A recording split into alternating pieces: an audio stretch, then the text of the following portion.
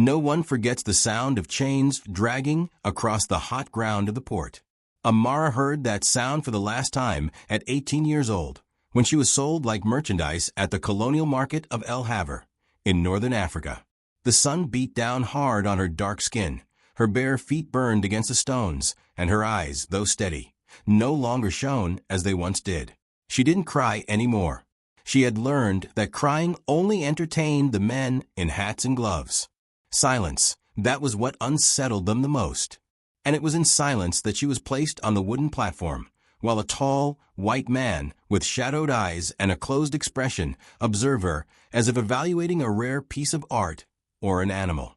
Strong, educated, they say. Doesn't talk much, said the trader, wiping the sweat from his face. Came from a missionary's house. Can write. Would do well for light service or discreet company. The man only nodded slightly. Does she have a name? He asked. Amara, replied the merchant. It means gracious. The man looked at her for another second. Then he took a gold coin from his pocket and handed it to the trader, who smiled like someone sealing a good deal. And that was how Amara ceased to be free, if she ever truly had been. The man's name was Victor de Clermont, a widower for 2 years, heir to one of the most influential families in the colony. Victor was known for his coldness, his isolation, and his eternal mourning for his French wife, who had died in childbirth along with their only child. Since then, Victor had lived in seclusion on his estate in the hills, accompanied only by his orphan niece and half a dozen servants. Amara was taken there in a closed carriage, her hands tied and her eyes blindfolded. Orders from the master, said the coachman. He doesn't want you to see the way. Doesn't want you to know where you're going. She didn't reply. Inside the vehicle, the smell of old leather and dampness mixed with the bitter taste of fear. Fear of being touched, of being discarded, of being just another one. When they arrived, no one helped her down. She was placed before the large stone house, with tall windows and towers covered in dry vines. The mansion seemed abandoned by time and by affection. Victor stood on the veranda, hands behind his back, his gaze firm. From today on, you work here. His voice was deep, without emotion. You will serve inside the house. I don't want noise. I don't want drama. And I don't want questions. She nodded slightly. You will sleep in the basement. Rosalie, the housekeeper, will show you where your clothes and schedules are. And stay away from my niece. She doesn't need more trauma. He turned his back without even waiting for a response. Amara was led through dark hallways to a small windowless room, with a mat on the floor and a basin of warm water. Rosalie, a harsh, pale woman, looked her up and down. The master is strict, but fair. If you do your job, no one will hurt you. But if you try to overstep. She didn't finish the sentence. She just smirked slightly. In the days that followed, Amara cleaned, cooked, organized books, lit fireplaces, and served meals in silence. No one thanked her. The maids whispered when they saw her pass. Some laughed. Others simply looked away. Don't go thinking you're going to end up in the master's bed, you hear, one of the kitchen girls whispered. He still loves his dead wife. And you're just an exotic distraction. Amara pretended not to hear. But at night, alone in the basement, she rubbed her arms hard, as if she could wash away the smell of humiliation with cold water. It was on the 4th day that she saw the girl, sitting on the floor of the main hall, surrounded by torn papers and broken dolls. Little Isabel, Victor's niece, had blonde hair, big empty eyes, and an expression absent. Amara merely passed by her, but their eyes met for a second. And in that second, something stirred. Isabel said nothing. But the next day, she appeared at the kitchen door where Amara was washing vegetables. Do you have a name? The girl asked. Amara hesitated. Amara. Sounds like a princess name. And she smiled, showing a missing tooth. Rosalie immediately appeared and pulled the girl away firmly. I've already told you not to talk to the servants.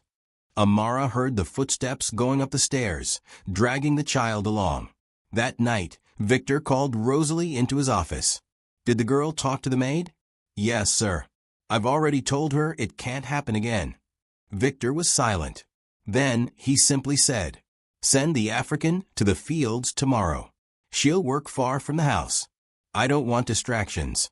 Amara heard the order from the other side of the door. And even without knowing why, for the first time, she felt anger. Anger at being pushed around like an object. Anger at having a name and not being called by it.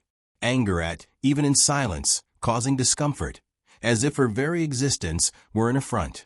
Have you ever been judged without having done anything? Have you ever felt that your presence bothered someone just for existing? Leave a comment telling me where you are listening to this story from. And if one day, like Amara, you too were treated as something, and not as someone. If you haven't subscribed yet, do it now. This story will still take your breath away. Because when a woman has nothing left to lose, she can become everything the world fears most. Someone who will not bow. The heat in the fields was different. Harsher. More relentless. Amara began waking before sunrise with calloused hands, feet wrapped in cloth, and eyes weary from waiting for any kind of relief. The change had not only been of place, but of status. Now, she was not even allowed inside the main house. She had become the shadow that cared for the horses, cleaned stables, gathered herbs, and carried buckets of water under the scorching sun. All because a child had said her name sounded like a princess. Victor had not seen her since then. He avoided the back of the property, kept his eyes on the high windows, and his heart locked behind a door called grief. But neither grief nor silence could prevent what was about to happen. Isabel fell ill. High fever, vomiting, chills. The village doctor came in a hurry, examined the girl, prescribed syrups and rest, but none of the maids could make the child eat or take the medicine. She cried over everything, screamed, threw dishes, refused to speak to anyone. "She's in crisis," said the doctor. "She needs calm, and someone she will allow near her." Victor was desperate, though he tried to maintain his composure. Sitting beside the bed, he watched the girl toss and sweat, unable to control her own pain. With every cry, his chest seemed to break in silence. It was Rosalie who, reluctantly, suggested, "Perhaps we should call the African." Why? Because the girl listened to her. And now she listens to no one. Victor hesitated for long seconds. Then, without a word, he rose and walked with firm steps toward the fields. He found Amara kneeling among the lavender, her hands dirty with soil and her hair stuck to her face. "You're coming with me. Now." She didn't move immediately. "Is that an order?" she asked, without looking at him. Victor stopped. He hadn't expected to be questioned.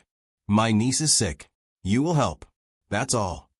Amara slowly stood, wiped her hands on her apron, and followed him in silence. Inside the house, everyone looked at her, as if she were an intruder. But she walked straight to the girl's room, without lowering her eyes. Isabel was curled under the sheets, lips cracked and face burning. "Shoo," Amara murmured, sitting beside the bed. "I'm here." The girl turned toward her. Their eyes met, and in that instant, her breathing seemed to change. "I'm here," Amara repeated, now stroking her hair. "Just rest. I'll stay." Victor watched from the doorway. In silence, he saw the fever retreat under the touch of a woman he himself had rejected. Amara spent the night beside Isabel, changing cool cloths, preparing mint tea, telling quiet stories in her native tongue. The child slept for the first time in 2 days. In the morning, Victor found her in the same position, sitting at the edge of the bed, eyes open, the girl's hand clasped tightly in hers. "She needs calm," Amara said, "and trust. A child can feel when she is not welcome." Victor didn't respond. He only looked at her, not as a master, not as an owner, but as a man beginning to see what he had once refused.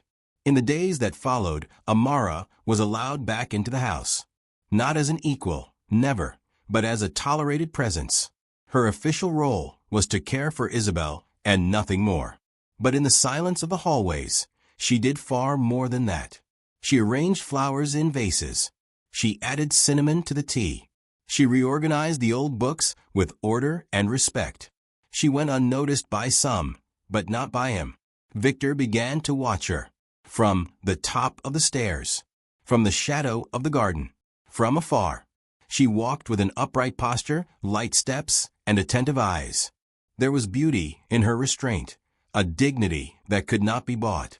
Even dressed in simple cloth, even under looks of disdain, Amara carried something he could not name. "Do not trust her, sir," warned Rosalie. "These women know how to manipulate with small gestures. A smile, a touch, a child in their arms, and that's it. You find yourself bewitched." But Victor did not answer, because deep down he already was bewitched and furious because of it. On the third night, seeing her humming a low song to help Isabel sleep, he approached the room and stood in the doorway. "That song, what is it?" he asked. "A song for my people. It speaks of returning home." "And do you think you will ever return?" She looked at him, her eyes calm, yet steady. "That depends. Is this home or prison?" Victor fell silent. The question wasn't about walls. It was about him. And for the first time, he felt that this woman could see beyond his pain, beyond his guilt. Have you ever felt drawn to someone the world said was wrong? Have you ever seen a feeling grow where there should only have been distance? Leave a comment telling me where you are listening to this story from. And if, like Amara, you have ever been underestimated and yet touched a heart that seemed impossible to reach. If you haven't subscribed yet, do it now. Because what is growing between them is not just desire. It is something that could change everything. But it could also destroy what little still remains. The de Clermont house had no mirrors in the hallways. It was as if everyone there avoided reflecting what they truly were. But the servants' eyes, they saw everything. And when Amara began walking through the rooms more often, even in silence, even dressed modestly, the whispers began. "Have you seen how she enters the girl's room without knocking? And the master, he's been looking at her too much. He's bewitched. That's it. That woman is dangerous." The word slave was no longer spoken aloud, but it echoed in their eyes. In the kitchen, they stopped talking when she entered. In the garden, the gardeners avoided crossing her path. And at night, the rumors climbed the walls like mold, that Victor was losing his mind, that the presence of that woman was an insult to the memory of his dead wife, that people like her only knew how to seduce, to climb higher. Amara did not answer, but each whisper cut her like a dull knife. Victor noticed. He tried to pretend he didn't. He kept his posture straight, his orders short, his dinners silent. But inside something in him boiled. And it wasn't anger at her. It was anger at himself. Because for the first time since his mourning began, there was desire in his eyes. Desire for someone the world forbade. Amara did not provoke him. She never looked at him for more than a second. But the way she moved, the firmness with which she spoke to Isabel, the delicacy with which she arranged his books, everything about her was presence. One day, Victor entered the library at dusk. Amara was organizing the old volumes, barefoot on the rug, her hair tied back with a red scarf. The simple dress traced her shape, and for the first time he saw, not just the body, but the woman. She turned at the sound of footsteps. "Mr. de Clermont," she said respectfully. "Victor," he corrected without thinking. Amara hesitated. "Excuse me." "Call me Victor. When we are alone." She nodded slowly. He approached the table and touched one of the open books. "You read?" "I learned as a child. With missionaries. Before they—" She stopped mid-sentence. Victor looked at her. "Before they sold you." She nodded with her eyes, not with her mouth. "What's your favorite book?" he asked. "The Little Prince." He raised an eyebrow. "I didn't expect that. Because you think my people can't like sweet stories?" The question struck him hard. "No. Because He sighed. "I just didn't know what to expect from you anymore." Amara closed the book calmly. "Most people never do. And that's why they prefer to reduce me to what they see first." Victor said nothing, but his silence was dense, warm, almost tangible. Their eyes met, and for a moment the world seemed to hold its breath. But there was no touch. Victor left the library as if fleeing a fire. And in the following days, he tried to extinguish the flames inside himself with work, meetings, reports. But all he did was think of her. And the servants noticed. He's acting strange, Rosalie told the cook. He's been irritable, distracted. He looks at her as if he sees a beautiful ghost. And the worst, she looks too. It's going to cause a scandal, the other replied. If he touches that woman, the whole village will come down on him, and she will pay the price. And the price began to be collected. One late afternoon, while Amara was sewing with Isabel in the sitting room, one of the servants accidentally tripped and spilled hot tea on her hands. "I'm sorry," he said with a crooked smile. "I didn't see you there, so dark." Isabel screamed. Amara suppressed the pain, and Victor appeared immediately. "What happened here?" The girl ran to him. They threw tea on Amara. She didn't do anything. Victor glared at the servant. "Leave this house. Now." "But sir, it was unintentional." "Leave, or I will personally put you out the gate." The man stepped back, humiliated. Amara watched in silence. But inside, her chest burned more than her hands. "You didn't have to," she said after everyone had left. "I don't tolerate aggression." "And what do you tolerate, Victor?" He looked at her. "For a long time. I don't know any more. Since you arrived, I don't know what's right." Amara took a deep breath. "I didn't ask to be here." "I know." He stepped closer. "But you are, and that disarms me." It was the first time he touched her. It was not an intimate touch. It was on her bandaged hand, gentle. But to her, it was as if her entire body had been seen. Have you ever felt torn between running away or surrendering? Have you ever desired something that seemed wrong, but was the only thing that made sense? Leave a comment telling me where you are listening to this story from. And if, like Amara, you have ever felt that your presence caused more discomfort than any words you could say. If you haven't subscribed yet, do it now. Because what is being born between them will not go unnoticed for long, and the world around them will react. The news first came as a whisper. Then it became murmurs in the markets, jokes in the village corridors, scandal in the tea circles of wealthy wives. They say Mr. de Clermont has gone mad. He's in love with a slave, an African, inside his house, and they say she has a spell in her eyes. Victor, until then shielded by the high walls of his estate, was warned by an old acquaintance, Charles Delatour, politician, advisor, and representative of the old white elite. "I'm here as a friend, Victor," he said, upon being received in the sitting room. "I can't allow you to make this mistake." And what mistake would that be?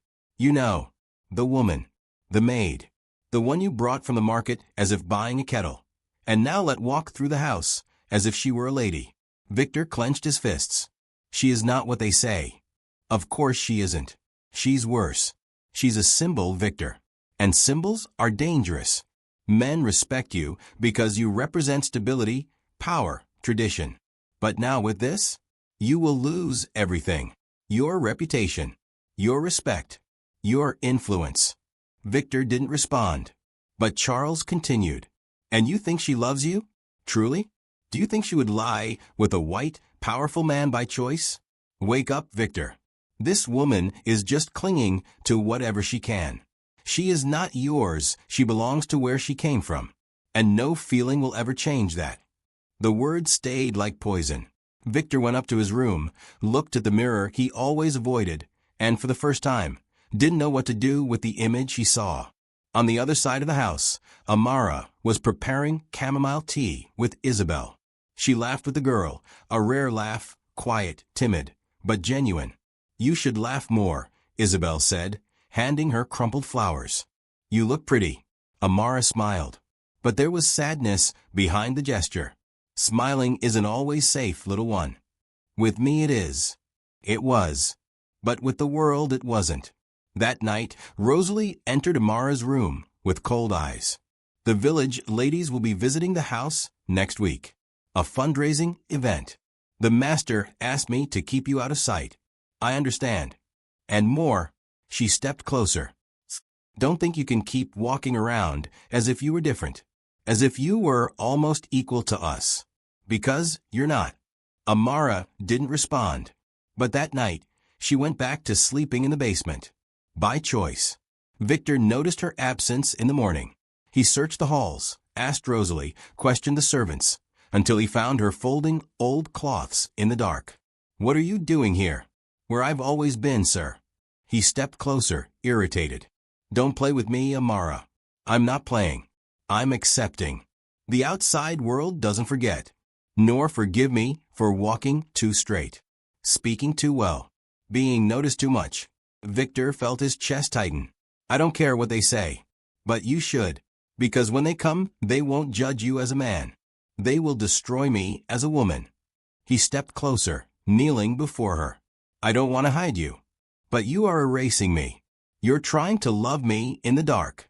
And I've lived too much in the shadows already." The silence between them was so dense it seemed to scream. "Do you want me to go?" he asked, in the lowest voice he had ever used. Amara didn't answer immediately. Then she said simply, "I want to be free, including to stay." Victor closed his eyes. That woman broke him without raising her voice. The next night, Isabel woke from a nightmare. She screamed for her mother, crying uncontrollably. Amara went to the room and took her in her arms. Victor appeared running. He stopped when he saw them. The girl nestled in her lap, tears streaming down, and Amara singing softly in her own language. "She just wants to feel safe," she whispered. "Like you," Victor replied in a breath. Their eyes met, and he came closer. Slowly, he placed his hand on Amara's shoulder, carefully. And then, without her pulling away, he touched her face.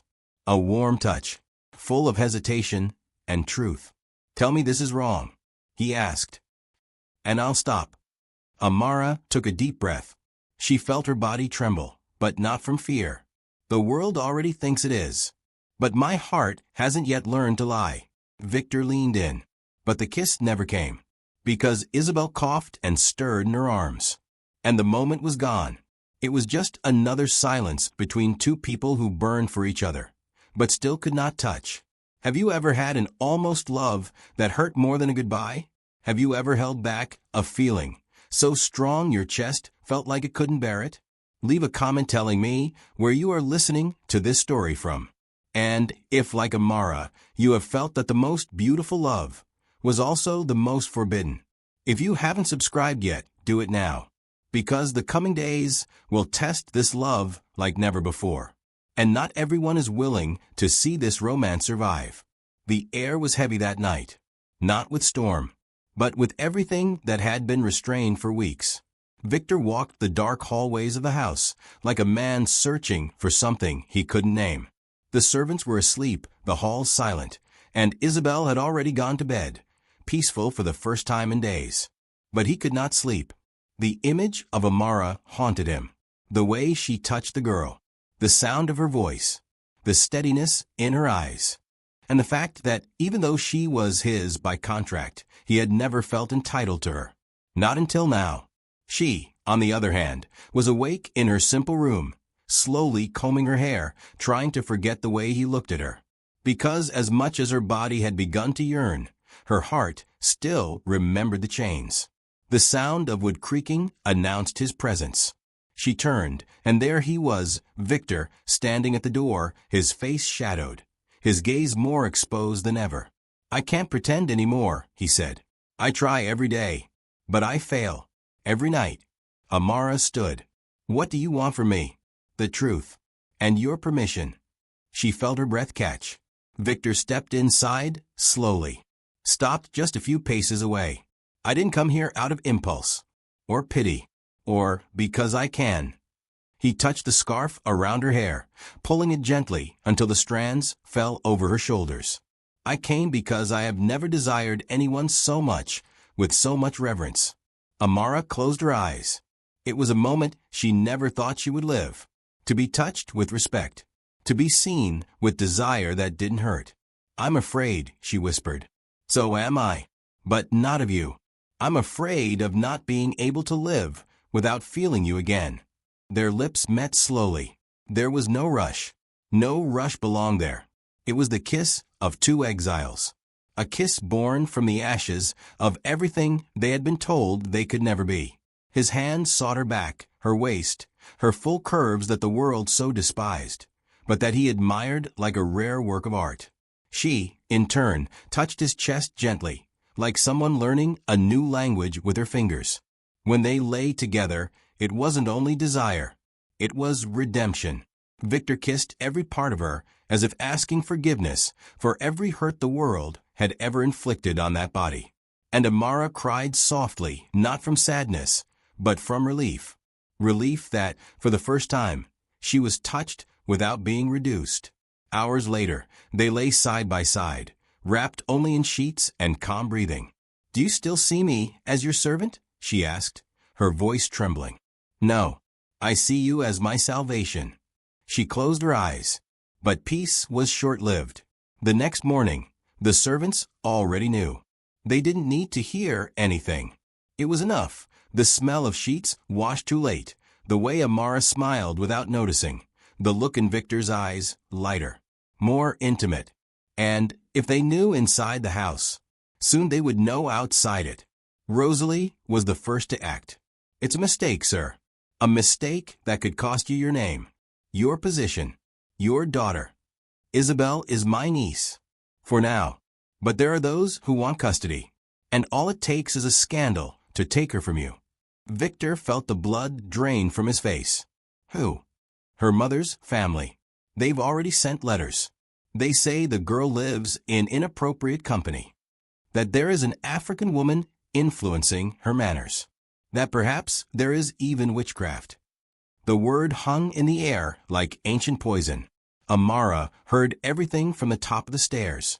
And she knew right then that her happiness had an expiration date. That night, she lay down alone. Victor tried to find her, but when he did, she was distant. Cold eyes. Closed body. "Are you punishing me?" "I'm protecting myself. The love you gave me is beautiful. But in the world we live in, it could kill me." Victor tried to step closer. "I'll face everything. But I'm the one who takes the blows." He had no answer. Have you ever loved someone and had to walk away, not for lack of feeling, but for an excess of reality? Have you ever felt that, even while living what you had always dreamed of, the whole world was ready to crush your happiness? Leave a comment telling me where you are listening to this story from. And if, like Amara, you have had to choose between being happy or surviving. If you haven't subscribed yet, now is the time. Because what began as forbidden love is about to become a fight for survival itself. The truth often arrives uninvited. That morning, a letter sealed with the French coat of arms rested on Victor's desk. It bore the name of an old friend from Paris, Auguste Morel, historian and diplomat, now on a diplomatic mission in North Africa. Inside the envelope, just a few lines. "Victor, there is something you must know about the woman you purchased. She is not who you think she is. And this story did not begin at the market. I will meet you at your estate in 3 days. Speak to no one until then." Victor read and reread the words, his heart tightening. Meanwhile, Amara spent the day in the garden with Isabel, teaching the girl to care for flowers as her own mother had taught her, before everything was taken from her. Even in silence, there was something new in Amara's eyes, a calm sadness, like someone who had already accepted that not all love can last. 3 days later, Auguste arrived in a dark carriage, his clothes dusty from the road and a bundle of documents in his hands. Victor received him in the study, uneasy. "Tell me at once. What did you find out?" Auguste didn't waste time. "Do you remember the diplomatic relations between France and the Ayana people in the south of the continent?" "Yes. They were allies. The tribal chief even visited Paris when I was a child." "Exactly. And he had a daughter, the clan's only heir. She was raised by Catholic missionaries during the French occupation. A brilliant young woman, taught to read, write, speak French. All of it to prepare for an agreement between nations. A political marriage. An alliance." Victor's eyes widened. "Wait, are you saying that?" Auguste extended the paper. "Amara Ayana. That's her name. She was never meant to be in a market. She was declared dead after an attack on the way to the diplomatic mission. But now we know she survived. She was captured by illegal traders and sold, as if she were anyone." Victor stayed silent. "And you bought her, Auguste continued, without knowing who she was. But she carries royal blood, Victor. And that changes everything. Victor ran his hand through his hair. My God, there are people who have been searching for her for years. Now the names, the faces, the contracts, everything is here. And if this becomes public, you will be accused of imprisoning the daughter of an international ally. Victor closed his eyes. But I treated her with respect. You treated her as property, even without knowing. And what will they say when they learn you lay with her? Victor swallowed hard. I love her. Auguste stared at his friend for long seconds. Then you must set her free. And quickly. Before they do it for you by force. Hours later, Victor went to the garden. He found Amara watering the lavender, her face serene, but tired. We need to talk. She turned slowly. Has something happened? I've found out who you are. Her heart beat faster. What do you mean? Victor handed her the documents, one by one. Amara read in silence. And when she finished, she sat on the ground, her gaze lost.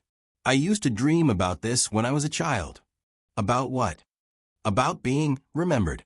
About knowing they hadn't erased me completely. But now it feels more like a sentence. Victor knelt beside her. This can set you free. Or it can take away the only place where I've found peace. I want to give you more than peace, Amara. I want to give you choice. She looked at him. And if I choose you, then we'll face everything. But as equals. You will be free. With a name. With history. With dignity. She let the tears fall. They weren't from pain. They were from memory. From a childhood stolen. From a past denied. From a woman who was finally recognized as someone and not as something. That night, Victor wrote the emancipation papers himself. And he placed them in Amara's hands. From now on, you don't belong to me. But if you wish, you may choose me. Have you ever had something taken from you for so long that when it was returned, you no longer knew how to hold it? Have you ever dreamed so much of being seen that when it finally happened, your whole body was moved? Leave a comment telling me where you are listening to this story from. And if, like Amara, you have been silenced and now want to shout your name to the world. If you haven't subscribed yet, do it now. Because even with freedom in her hands, the world will still try to keep her from living this love. And the price of the choice will be high. Amara's freedom did not arrive quietly. 2 days after signing the papers, Victor sent the official record to the village. He made a point to declare, Amara Ayana, free woman, guest of the de Clermont house. But in the mouths of the people, guest became mistress, free became brazen, and daughter of a king became a slave's lie. At the market, they whispered, now she calls herself a princess? What kind of man puts a black woman in his house as an equal? He's gone mad. He'll end up losing everything. The next morning, Victor was summoned to the town hall. There, Charles Delatour was waiting for him with other council members. Victor, this has gone too far, Charles said. You are defying the entire order of this village. I am only recognizing the truth. A truth no one wants to hear. The mayor cleared his throat, nervous. We have received petitions, complaints, and worse, requests to review your guardianship over Isabel. What? The maternal family is questioning your conduct. They say the child is surrounded by improper influences. That the maid now freed is interfering with her values. Victor rose, furious. Amara is more honorable than everyone in this room. That may be, but that's not what matters here. What matters is what others are willing to accept. That same afternoon, servants began asking for dismissal. Anonymous letters were left at the gate. The word shame was scrawled across the property wall. And the worst came when Amara went down to the village with Isabel for the first time as a free woman. She walked tall in a light-colored dress, her hair tied with a blue ribbon, her eyes steady but watchful. Victor had stayed at the estate, thinking it would be a simple outing. But the moment they set foot in the village center, everything collapsed. Look at her. The ex-slave now thinks she's a lady. She should be ashamed. And that girl? Is she really the master's niece? Amara gripped Isabel's hand tightly, but the crowd began to gather. First, just stares, then words, until a woman threw dirty water at her feet. "Go back where you came from." Isabel screamed. Amara held her close, trying to leave, but a shove sent her to the ground, her body shielding the girls. That's when Victor appeared. He arrived on horseback like a storm. He dismounted before the animal had even stopped and forced his way through the crowd. "Touch her again, and I'll make you pay with the very land you walk on." Silence fell instantly. He lifted Amara in his arms, took Isabel by the hand, and walked back to the carriage. On the way home, no one spoke, but Amara trembled. "I'm not strong enough, Victor," she whispered. "Not if I have to live like this." "You don't have to be strong all the time." "And Isabel? Will she grow up as the scandalous one's child? Will she suffer because of me?" Victor stopped the carriage. "Listen." She looked at him. "If you want to leave, I won't stop you. But I don't love you out of impulse. I love you because with you, I came back to life. And I'm not going to live without fighting for that." She took a deep breath. "And if we fight and lose, then we'll lose together. But at least you will have been loved the way you deserve." That night, Amara cried in his arms, not from sadness, but because, for the first time, she had been defended. Not in secret, but in front of everyone. Have you ever wanted to disappear to protect the one you love? Have you ever thought of giving up your own happiness just so no one else gets hurt? Leave a comment telling me where you are listening to this story from. And if, like Amara, you have been caught between love and the fear of being too much for the world. If you haven't subscribed yet, do it now, because they made a choice. But fate still has one last trial reserved.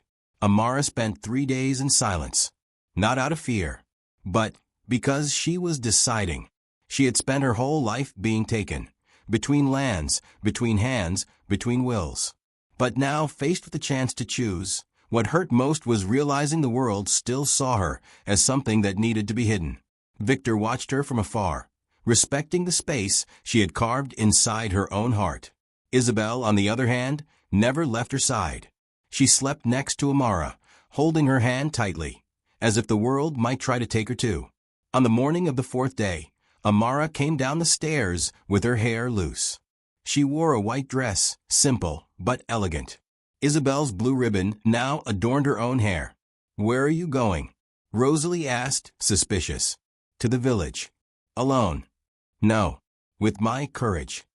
Victor caught up with her before she left. "Are you sure?" "No, but if I wait until I am, I'll never be truly free." He wanted to go with her. He wanted to protect her. But she raised her hand. "Today I go as a woman, not as your shadow." Amara walked to the village with firm steps. When she reached the main square, silence fell. Everyone stopped. The wives in their light dresses, the men in their leather hats, the young men in the shops, the priests on the church steps. Everyone. She stopped in the center and, with a calm voice, spoke. "My name is Amara Ayana, daughter of Ayanda, of the royal lineage of the southern peoples. I was stolen, sold, bought, but not destroyed. Today, I stand here as a free woman, and I do not ask for acceptance. I demand respect." Some of the ladies widened their eyes. One of the merchants laughed. "And how will you live? What do you think you own?" She walked up to him. "Close enough to be heard, but not touched. I own myself, and those who don't understand that are slaves to their own prejudice." Victor appeared right behind her. He couldn't resist. He took her hand in front of everyone. "This woman will be my wife, and if it costs me my name, then I will start over with hers." The uproar formed in seconds. Voices, protests, threats. "This is against morality. You'll destroy the image of the village. This marriage is illegal." But Victor was ready. The village is not the law, and what is moral is loving with truth. The crowd hesitated, but the final blow came from where no one expected. Isabel appeared, running. "She's my mother, and if anyone hurts her, they hurt me too." Silence fell instantly. A white child, with blue eyes, calling a black woman mother. without fear, without shame, with pride. Victor picked her up in his arms. Our family is made by choice, and that no one will take from us. On the way home, Amara trembled. Victor held her close along the way. I'm with you. I know. That night, dinner was different. Rosalie served the plate without saying a word. But her eyes, for the first time, held no anger. The other servants, one by one, began to look at Amara with less contempt. Perhaps because now she wasn't just a woman. She was a symbol. Victor called her to the study after the meal. There was a ring on the table. It's not gold, but it's made from the stones of the field where you were reborn. She took the ring with trembling hands. I've never had anything that was only mine. Then it starts now. He knelt. Amara Ayana, will you share with me not only this house, but whatever is left of life? She smiled. I will, but only if it's with freedom. It's all I want to give you. Have you ever said yes, even while afraid? Have you chosen love, knowing the fight doesn't end at the altar? Leave a comment telling me where you are listening to this story from. And if, like Amara, you have decided to stay, even when the whole world told you to leave. If you haven't subscribed yet, do it now. Because the next chapter is the beginning of the restart. But every true love story still needs one last trial. Every love story attracts an enemy. And Amara's already knew the taste of scorn. His name was Etienne Duval. Son of one of the most influential merchants in the village, Etienne had courted Clara, Victor's late wife, before their marriage. And he had never accepted being rejected, even less being replaced. But his true fury was born when he saw Victor, a white aristocrat, place a black woman of pagan blood in the place of the lady he idolized. He's gone mad, he said at the farmers' club. Marrying a freed slave? It's a slap in the face to civilization. And it was there, among cigars and cognac, that Etienne plotted the blow. On Sunday afternoon, an anonymous messenger left a letter at the door of the D. Claremont estate. It was addressed to Amara. No sender. There are things your future husband hasn't told you. If you want to know the truth, come alone. Behind the old mill at sunset. Rosalie found the envelope and reluctantly delivered it. Do you recognize this handwriting? She asked. Amara shook her head, but her eyes carried unease. Victor was away, meeting with the village magistrate. Isabel slept in her room. The house was too quiet. Amara thought about ignoring it, tearing it up, pretending nothing had arrived. But there was something in those words that seemed to whisper secrets from the past. And so she went. The sun was sinking slowly when Amara reached the old mill. The place was abandoned, covered in moss, and the smell of mold. You actually came, said a voice behind her. She turned.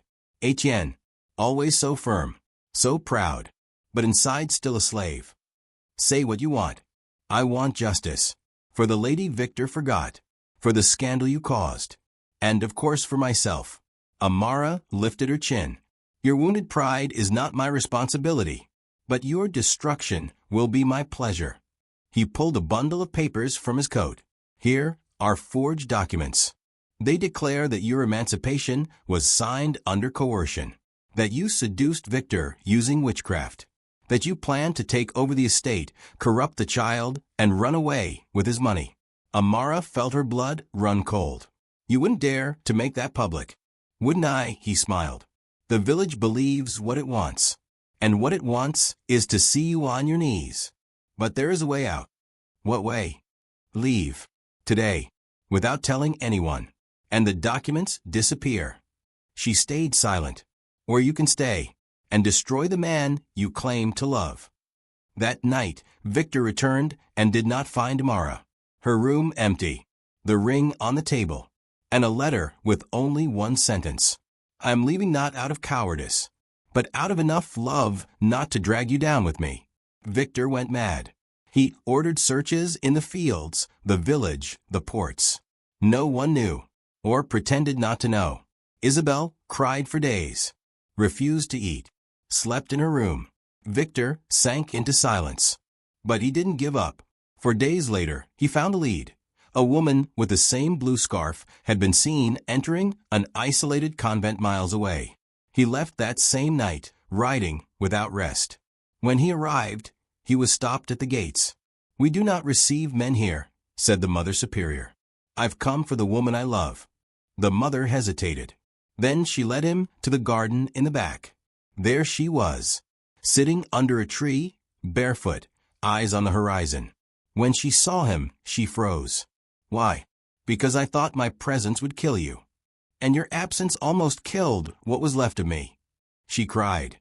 He held her. "I don't care about the risks. I only care about you. But the village, let it explode. Isabel. She calls your name every night." She buried her face in his chest. "I tried to protect you. And I am here to protect you now. But I need you to come back, to fight by my side." Amara took a deep breath. "I don't know how. It starts with one step." And she took it. Back at the estate, Amara was met with silence. Until Isabel came running down the stairs. "I knew you would come back. I will never leave you again, little one." Rosalie appeared at the door. "Mr. Duval came here. Left the papers." Victor took them from her hands. "Then now it's my turn. Have you ever had to run from love, just to try to save it? Have you ever thought of disappearing to keep someone from hating you? Leave a comment telling me where you are listening to this story from. And if, like Amara, you have thought that the most beautiful love could also be the most dangerous. If you haven't subscribed yet, do it now, because the ending is coming. And what's to come will move even those who no longer believe in love. The day of judgment arrived. There was no courthouse, but there were eyes. And in small villages, eyes are sharper than any knife. Victor called a public meeting in the central square. He had a sealed envelope delivered to Etienne Duval's house. And he invited the mayor, the clergy, the landowners, and the townspeople who had once only known how to point fingers. On the morning of the event, Amara dressed in the same white dress from weeks before. But something was different. She didn't walk in fear. She walked as someone who knew exactly the space she occupied. Victor awaited her in the center of the square, beside Isabel and a man with round glasses and a serious expression, the judge from the capital. "Why did you call this crowd?" Etienne asked as he approached. "Will you entertain us with another play of forbidden romance?" Victor raised the papers. "These are records of your involvement with forged documents, false accusations, and attempts at extortion against Mrs. Amara Ayana." A murmur ran through the crowd. "Lies!" Etienne shouted. "You forged that. The judge is here to validate their authenticity, and the mayor is already aware." The magistrate nodded. "If you proceed, Mr. Duval, you could be prosecuted for slander, defamation, and falsifying public documents. I suggest you back down with what little dignity you have left." Etienne stepped back, pale. Someone in the crowd laughed. Another person applauded. And so, for the first time, the village fell silent. Victor looked at Amara. "Today, before everyone, I am not asking you to be mine. I am asking you to walk by my side, as a woman, as an equal, as light." Amara took a deep breath. She looked at the faces around her, the ones who had once spat, shoved, judged. Then she took Victor's hand. "I am not a symbol, nor a banner. I am a woman, of flesh, of struggle, of truth. And I choose you, not because I have to, but because I want to." Isabel ran to them, and the three embraced there in the center of the village. It was not a loud victory, but it was a steady presence. And for someone who had been born treated as an absence, that was already everything. Months later, the old sewing room became a school. Amara began teaching black girls and orphans in the region to read and write. Victor gave part of his land for housing. Isabel began calling Amara mother without hesitation. And one late afternoon, under the oldest tree on the property, Victor held his old journal and wrote. Clara loved with gentleness, Amara with strength. Both taught me that love does not come as I want it, but as I need it. He looked at Amara, who was watering the plants in a floral dress and barefoot. The sun gilded her skin as if recognizing her royal origin. And in that moment he knew. Love didn't begin when she arrived. It began when he stopped trying to control it. That night on the veranda, Amara lay in his lap. Do you still feel fear? Of the world, yes. But of us, never again. And so, between a story of pain and a house once cold, something new was born. Not a fairy tale, but a real love, built in silence, resilience, and the courage to stay. Have you ever lived a love that rebuilt you? Have you finally felt you belonged to a place that once rejected you? Leave a comment telling me where you are listening to this story from. And if, like Amara, you have chosen to love, even knowing the world might not understand. Thank you for listening until the end. Did this story touch you? Share it with someone who needs to be reminded that love can be born even where there was only a wound. Subscribe to the channel so you don't miss the next stories. See you next time. With care.